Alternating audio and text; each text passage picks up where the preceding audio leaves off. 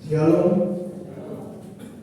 Di nama Tuhan, saudara kasih, kita boleh beribadah sore malam hari ini karena kemurahan Tuhan, karena kebaikan Tuhan. Ya, kita sudah mendengar banyak kesaksian. Kita memang hidup karena kemurahan Tuhan, karena anugerah Tuhan. Puji nama Tuhan. Sebab itu, sore malam hari ini saya akan menyampaikan firman Tuhan tentang Yesus mengutuk pohon ara. Satu peristiwa yang jarang terjadi, bahkan hanya satu kali disebutkan dalam Alkitab, ya, Yesus mengutuk pohon ara. Saya bacakan firman Tuhan dulu di dalam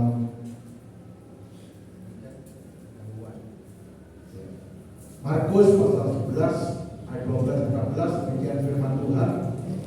Keesokan harinya, sesudah Yesus dan ke-12 muridnya meninggalkan Betania, Yesus merasa lapar, dan dari jauh ia melihat pohon ara yang sudah berdaun. Ia mendekatinya untuk melihat kalau ia mendapat apa-apa pada pohon itu. Tetapi waktu ia tiba di situ, ia tidak mendapat apa-apa selain daun-daun saja, sebab memang bukan musim buah ara. Maka katanya kepada pohon itu, jangan lagi seorang pun makan buahmu selama-lamanya. Dan murid-muridnya pun mendengarnya.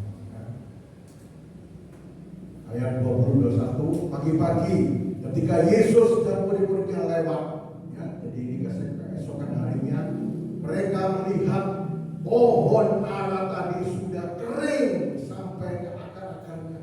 Maka teringatlah Petrus akan apa yang telah terjadi. Lalu ia berkata kepada Yesus, Rabi, lihatlah, pohon ara yang kau kutuk itu sudah kering. Puji nama Tuhan. Terus terkasih, satu peristiwa yang jarang terjadi, yaitu Tuhan Yesus mengutuk pohon ara. Jadi waktu itu Tuhan Yesus dan murid-muridnya, mereka dari desa Betania akan menuju ke Yerusalem.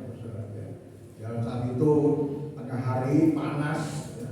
Jadi itu perjalanan kira-kira 3,2 kilo, ya. Jadi cukup jauh, 3,2 kilo.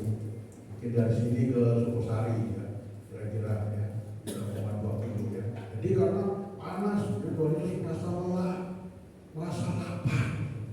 Lalu dia berteduh di bawahnya pohon ara. Ya. Pohon ara ini pohonnya itu tinggi, saudara.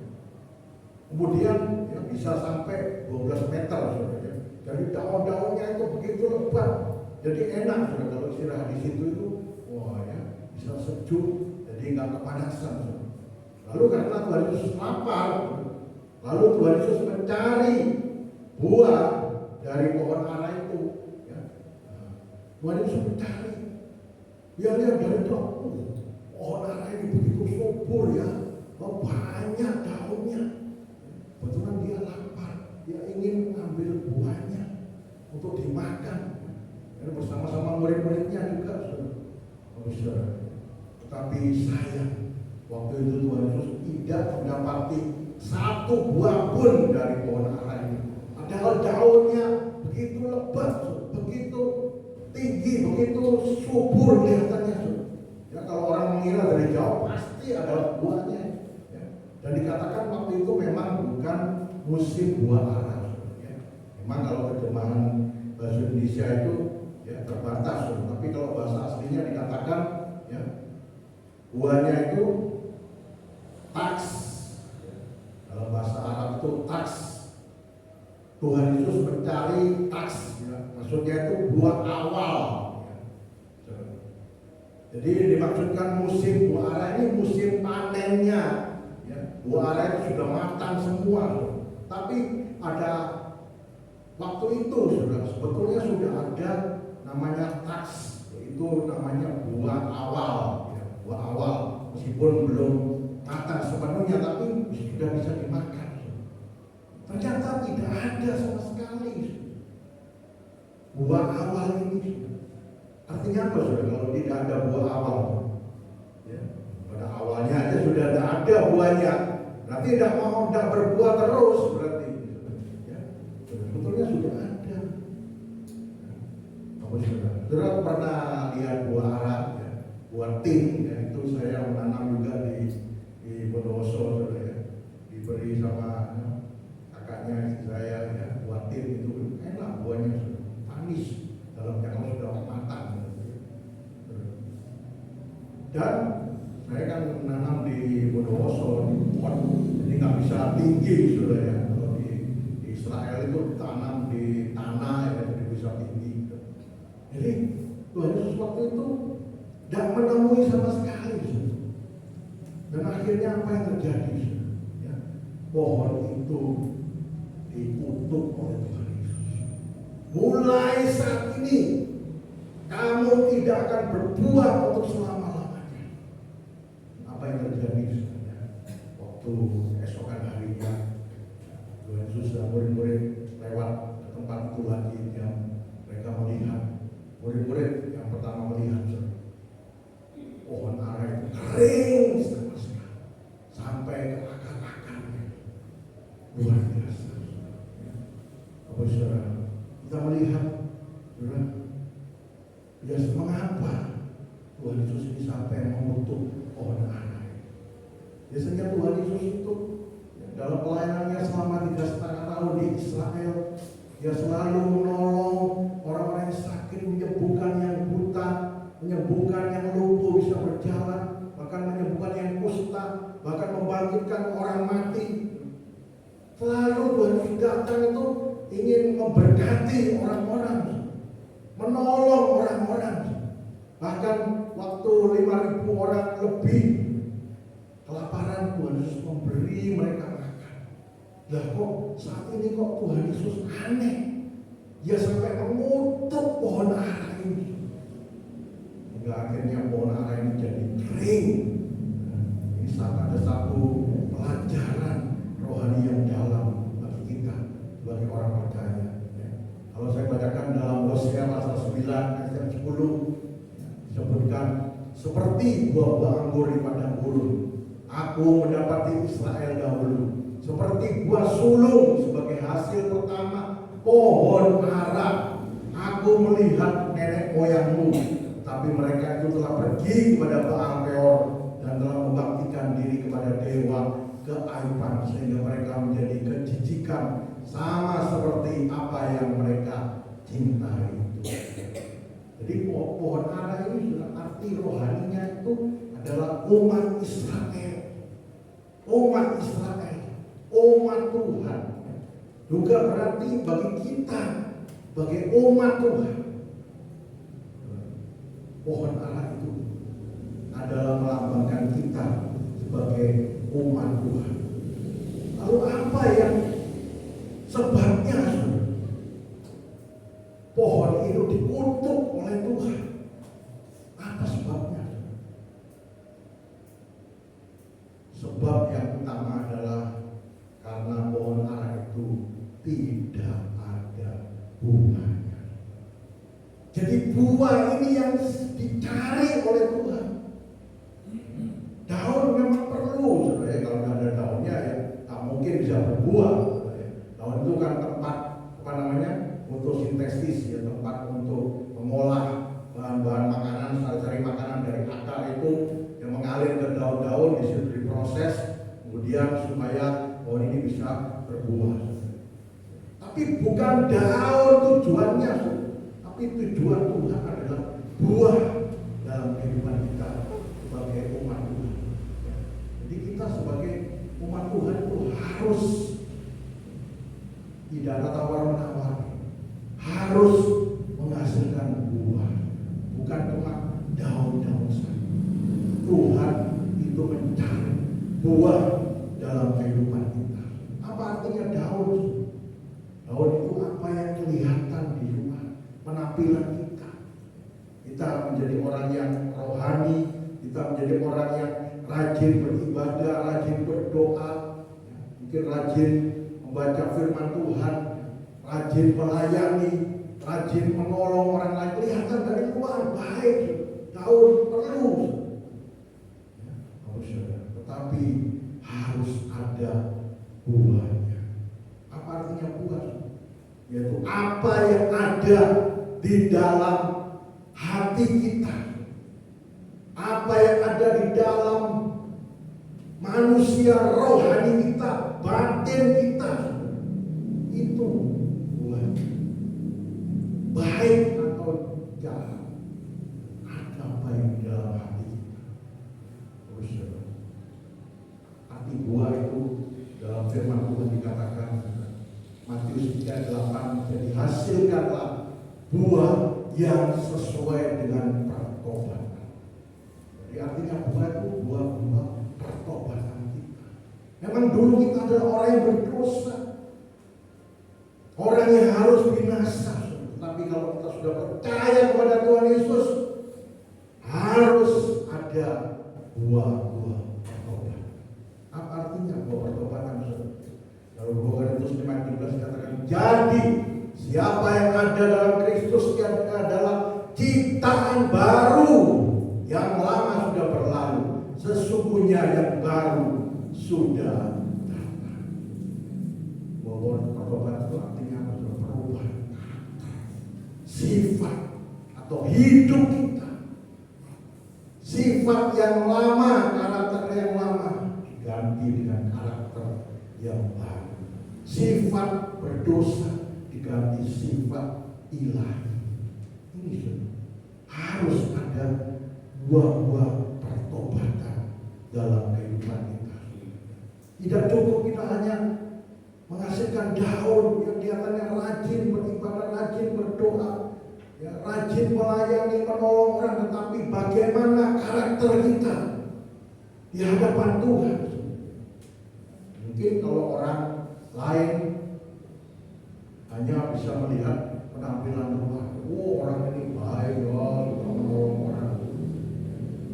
Tapi kalau Tuhan bisa melihat sampai dalam hati, Tuhan bisa melihat manusia batin kita sampai ke dalam hati kita. Apakah hati kita benar di hadapan Tuhan? Apakah hati kita tulus di hadapan Tuhan? Itu saudara. Biar kita belajar, saya juga belajar supaya manusia batin kita ini berkenan di hadapan Tuhan, menjadi ciptaan yang baru di dalam Tuhan. Tidak semua orang percaya, orang Kristen lahir baru menjadi ciptaan yang baru. Karena kita lihat kok ada anak Tuhan, orang Kristen kok korupsi, orang Kristen kok di penjara, kena narkoba, ya, jualan narkoba. Seperti waktu melayani di Bondowoso, ada orang Kristennya, anak-anak muda lagi terlibat dalam perdagangan gelap, ya, narkoba, sudah ketangkap, kemudian bebas, ketangkap lagi.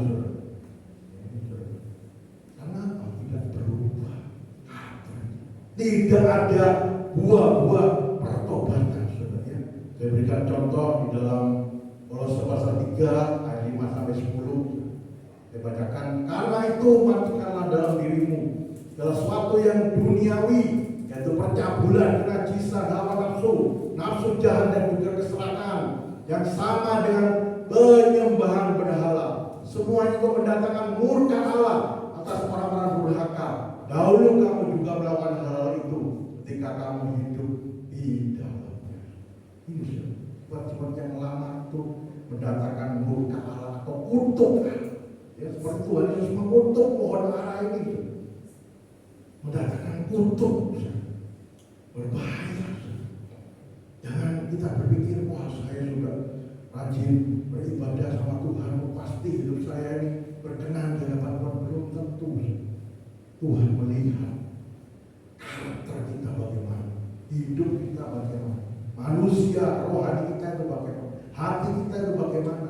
Dikatakan di sini percabulan, najisan, hawa nafsu, nafsu jahat itu sama dengan keserakahan, ketamakan, sama dengan penyembahan berhala. Mungkin kita pikir, orang yang menyembah berhala, yang bawa patung, dewa-dewa itu dosa di hadapan Tuhan, salah itu. Ya. Padahal Tuhan katakan sama.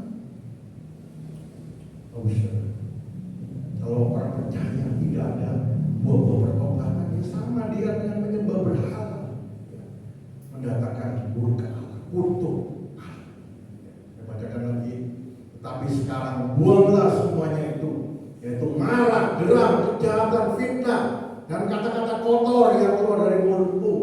Jangan lagi kamu saling mendustai, karena kamu telah menanggalkan manusia lama serta kelakuannya dan telah mengenakan manusia baru yang terus-menerus diperbarui untuk memperoleh pengetahuan yang benar menurut gambar kaliknya.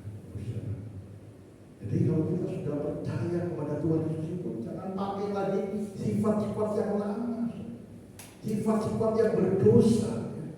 Ini marah, geram, kejahatan, fitnah, kata-kata kotor, jangan dipakai lagi. Itu tandanya tidak ada buah-buah pertobatan. Bahaya. Tapi kita mau belajar memakai sifat-sifat yang baru, sifat-sifat yang ilahi, karakter yang ilahi. Seperti kita melihat orang Farisi dan ahli Taurat, mereka kelihatannya orang yang rohani, mereka yang dipercaya untuk melayani di bait Allah, memakai jubah yang panjang, dihormati. Ternyata apa? Kalau sudah baca dalam Matius 23, 13-15, Yesus mengatakan, celakalah kamu, hai ahli Taurat orang Farisi. Kalau celaka itu berarti apa? Dikutuk oleh Tuhan, dikutuk oleh Tuhan. Pemimpin-pemimpin rohani dikutuk oleh Tuhan. Karena apa? Hidupnya tidak ada buah-buah pertobatan. Dikatakannya mereka itu menghalangi orang masuk surga. Mereka itu menelan rumah janda-janda. Bayangkan orang pemimpin rohani.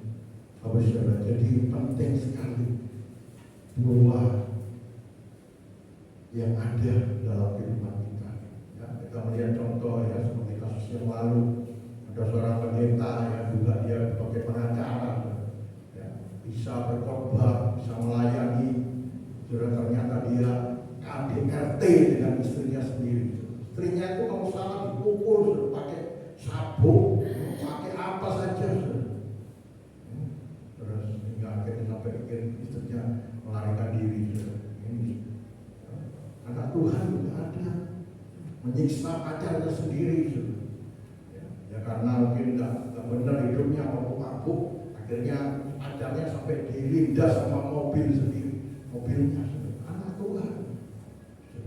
Karena apa? Tidak ada buah-buah pertobatan. Selain itu juga apa? Buah-buah roh. Tuhan juga rindu. Buah-buah roh ini karakter ilahi.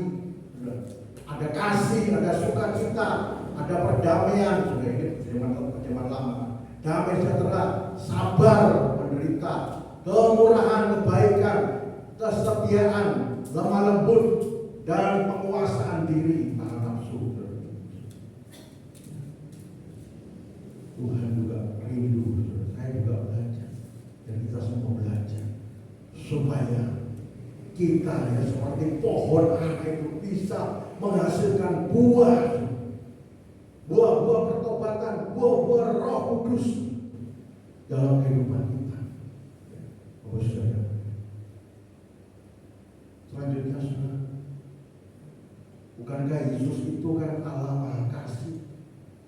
Mengapa dia sampai mengutuk pohon ara ini?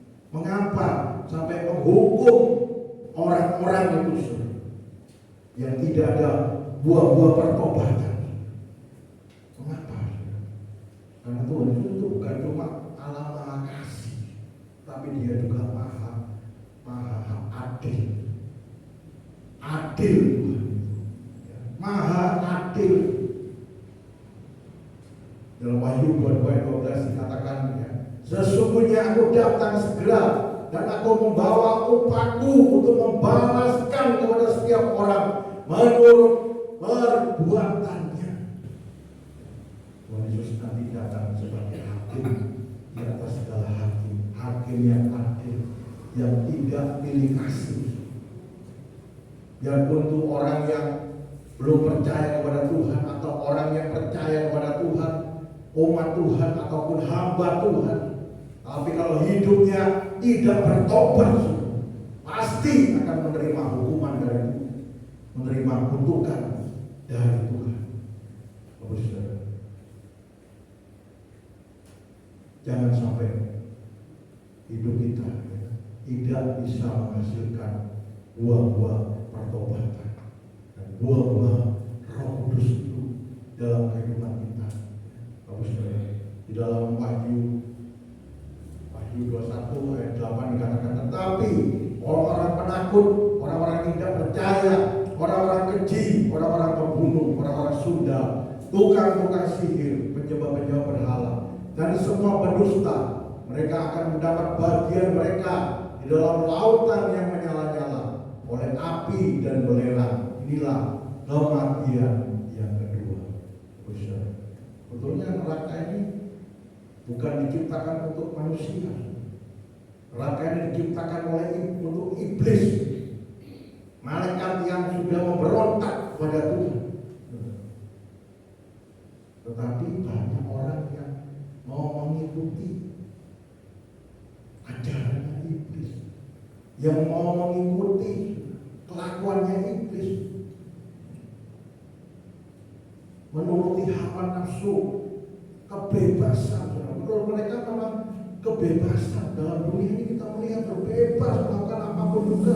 Ya, itu hidup yang senang, hidup yang bahagia. Salah. Justru mereka terikat oleh kuasa-kuasa kegelapan.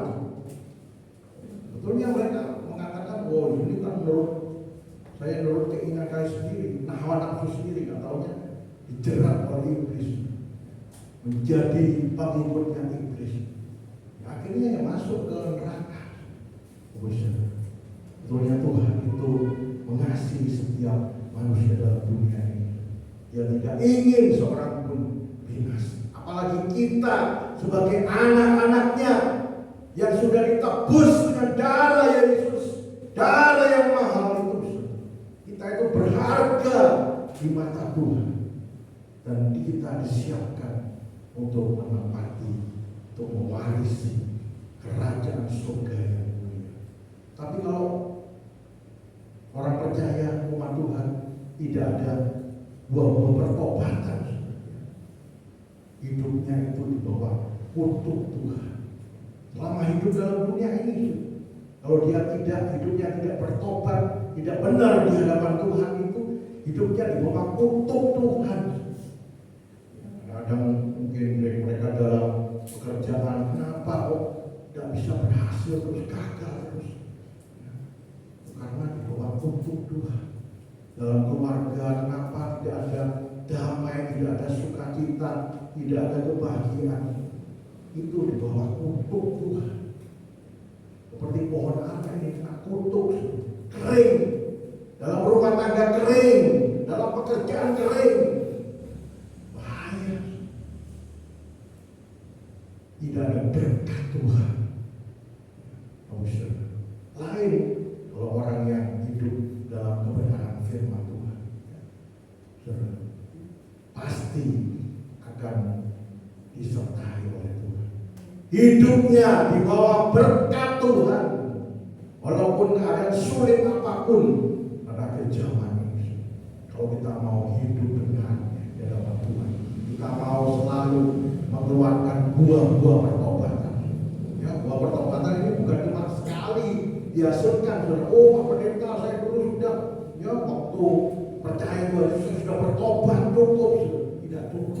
Terus sepanjang hidup kita harus menghasilkan buah-buah pertobatan sampai kita menghadap kepada Tuhan. Terus ada buah-buah pertobatan. Kenapa? Ya, kita sebagai manusia pasti gak luput dari salah. Setiap hari kata-kata bisa salah, perbuatan bisa salah. Harus segera bertobat, minta ampun kepada Tuhan, supaya hidup kita dibenarkan oleh Tuhan. 1 Yohanes 1:9, kalau kita mengaku segala dosa kita, maka darah Yesus itu akan mencucikan kita dari segala dosa. Jadi penting hidup kita selalu benar di hadapan Tuhan, supaya kita hidup dalam berkat Tuhan.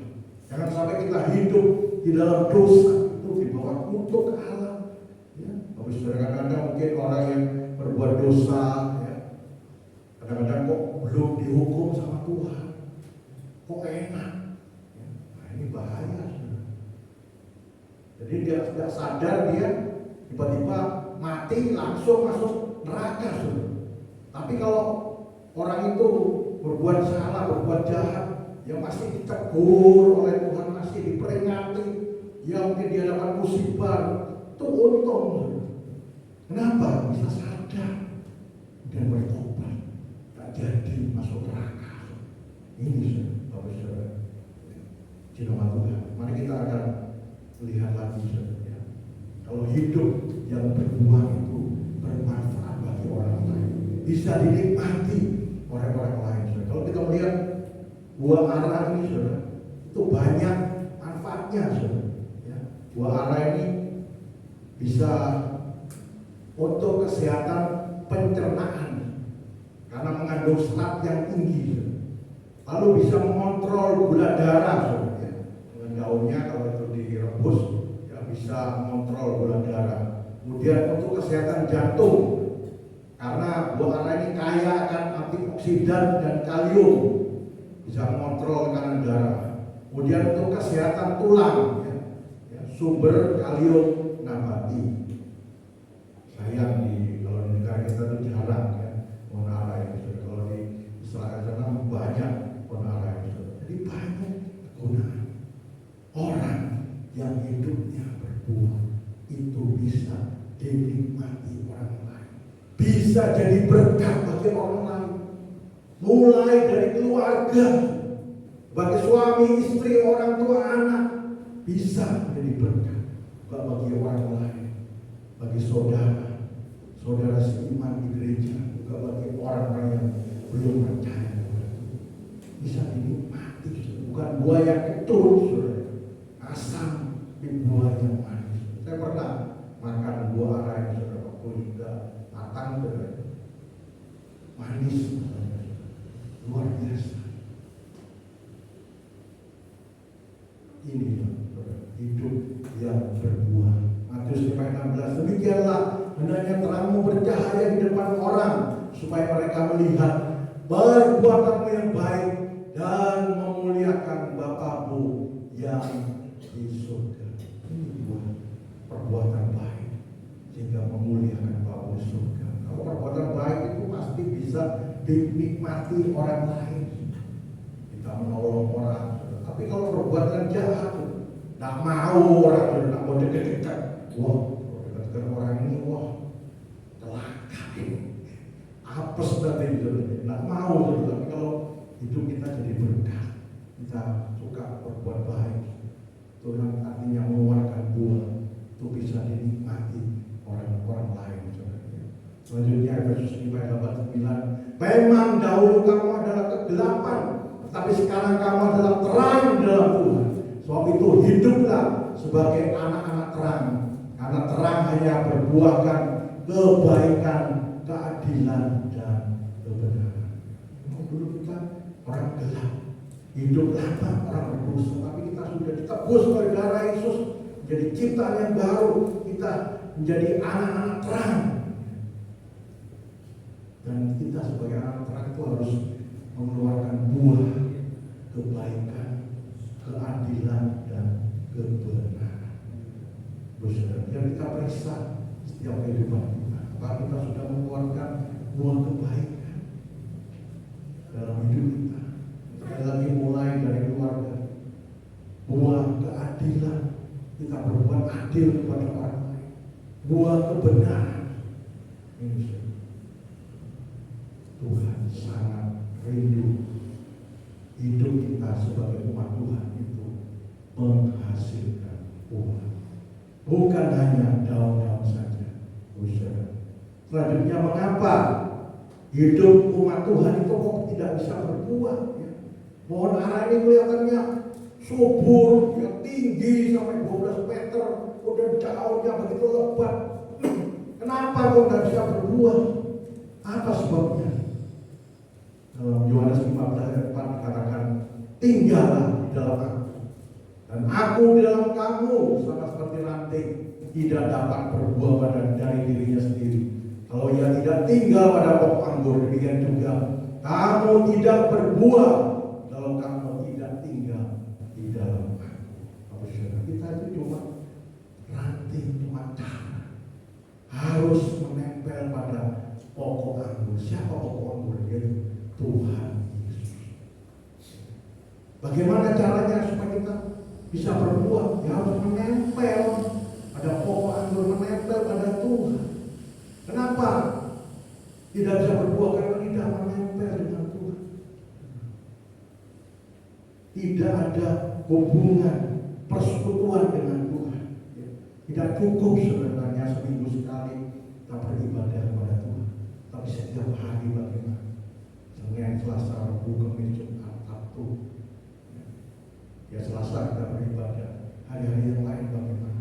Bahwa kita hidup melekat kepada Tuhan. Kita ada hubungan pribadi dengan Tuhan. Ingat saudara, agama Kristen itu bukan sekedar agama, tetapi hubungan dengan Tuhan. Kita sebagai anak, dia sebagai Bapa di surga. Kita tidak bisa berbuat dari diri sendiri. Kalau ranting itu tidak menempel pada pokok anggur, saudara, kira-kira bisa berbuat? Tidak bisa, malah kering. Akhirnya dibuang. Kalau sudah dibuang, dijadikan kayu bakar. Jadi biarlah kita sediakan waktu untuk bersekutu dengan Tuhan, suka memuji, menyembah Tuhan, berkomunikasi dengan Tuhan. Ada hubungan yang intim dengan Tuhan. Karena apa? Kita tidak bisa berbuat dari kita sendiri. Kita manusia terbatas, kita banyak kelemahan. Kita masih hidup dalam tubuh daging, hawa nafsu ini. Tidak bisa kita berbuat dari diri kita sendiri. Perlu melekat kepada Tuhan. Tuhan itu sumber kuasa, sumber kekuatan. Oleh Roh Kudus, lewat Roh Kudus, kita bisa berbuah. Ini kunci rahasianya ya. Kenapa ya kalau kita ini orang-orang di luar sana melihat anak-anak Tuhan dulu jadi Kristen kok masih banyak tantangan, masih banyak persoalan ya, kenapa kok masih bisa bersyukur, kenapa kok masih bisa bersukacita? Kunci rahasianya hidupnya melekat kepada Tuhan. Ada Roh Kudus yang memberikan penghiburan, Roh Kudus yang memberikan kekuatan. Selain itu apa saudara? Mengapa umat Tuhan tidak bisa berbuah?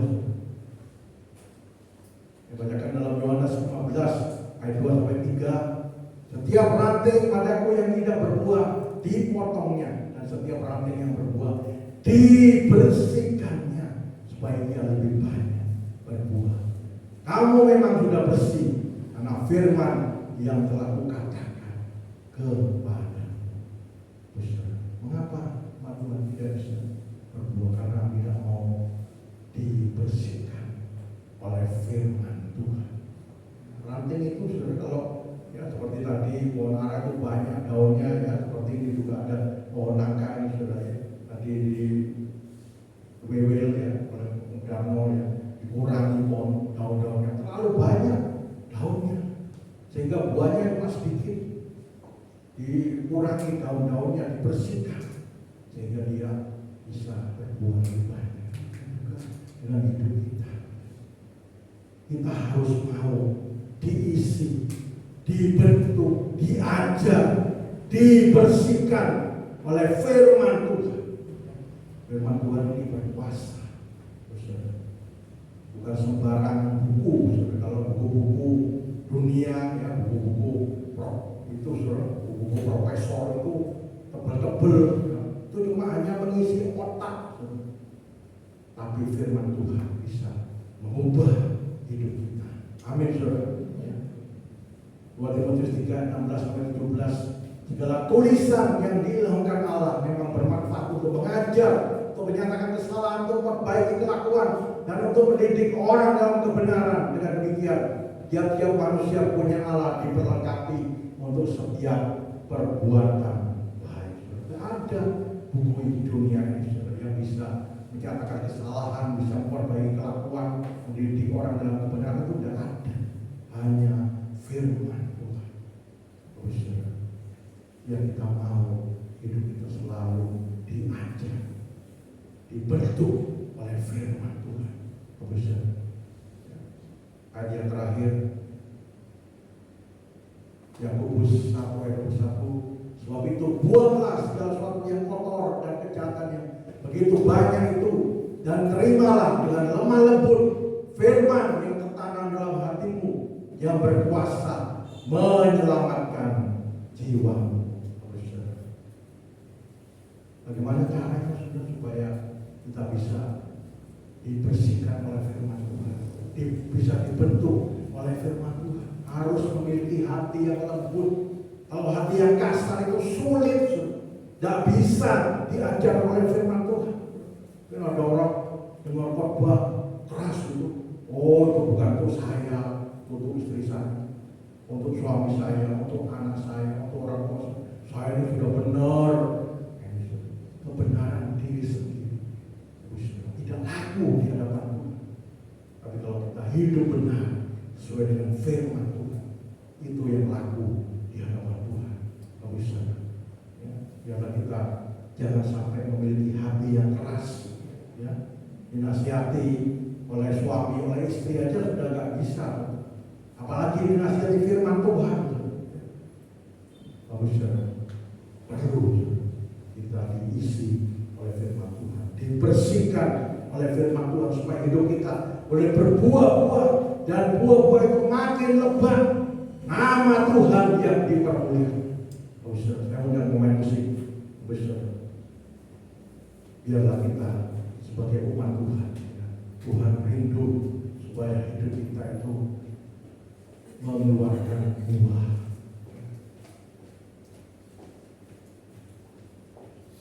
Tuhan rindu. Jangan hanya kita berapa tahun kita sudah menjadi anak Tuhan, menjadi orang percaya, menjadi orang Kristen. Selama ini apa kita hanya menghasilkan daun-daun saja, sia-sia. Matius 7 ayat 21 sampai 23 dikatakan, pada hari yang terakhir banyak orang berseru-seru kepada Tuhan, Tuhan, aku sudah bernubuat bagi namamu, aku sudah melakukan banyak mujizat demi namamu.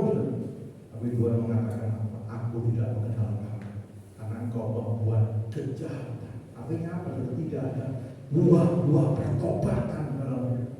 Meskipun dia sudah melayani Tuhan, meskipun dia sudah menjadi hamba Tuhan sekalipun, kalau tidak ada buah pertobatan, akan ditolak oleh Tuhan. Biarlah lewat kebenaran firman Tuhan, kalau kita mau memeriksa setiap kehidupan kita, saya juga akan memeriksa bahwa kita sudah menghasilkan buah-buah pertobatan, buah-buah kebaikan, keadilan, kebenaran, buah-buah Roh Kudus dalam kehidupan kita. Mari kita akan datang kepada Tuhan, kita katakan, Tuhan, aku mau menyenangkan